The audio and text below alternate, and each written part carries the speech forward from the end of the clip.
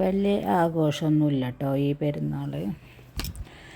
അപ്പോൾ അയൽവക്കത്തെ വീട്ടിലാണ് കേട്ടോ പെരുന്നാൾ കഴിച്ചത്.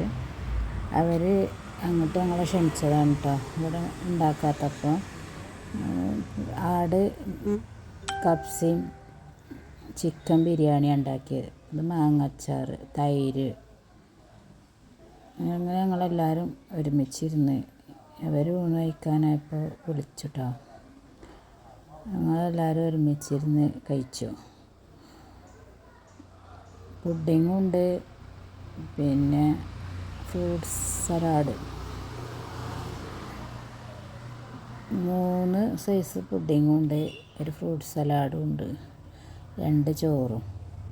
അങ്ങനെ ഞങ്ങൾ എല്ലാവരും ഒരുമിച്ചിരുന്ന് കഴിച്ചു കേട്ടോ. നമ്മൾ പെരുന്നാളിന് ഫുഡൊന്നും ഉണ്ടാക്കിയിട്ടില്ല.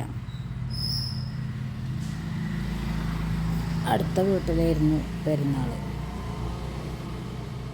ഞങ്ങളെല്ലാവരും ഒരുമിച്ചിരുന്ന് ഫുഡൊക്കെ കഴിച്ച് നല്ല ടേസ്റ്റ് ഉണ്ടായിരുന്നു കേട്ടോ ഫുഡൊക്കെ. ഫ്രൂട്ട് സലാഡൊക്കെ നല്ല ടേസ്റ്റായി. ഇത് ബിസ്ക്കറ്റ് കൊണ്ട് ഒരു പുഡിങ് ഉണ്ടാക്കിയതാണ്. അത് നല്ല അടിപൊളി ടേസ്റ്റ് ആയിരുന്നു കേട്ടോ. ഞാൻ ആദ്യമായിട്ട് കഴിക്കുകയാണ്.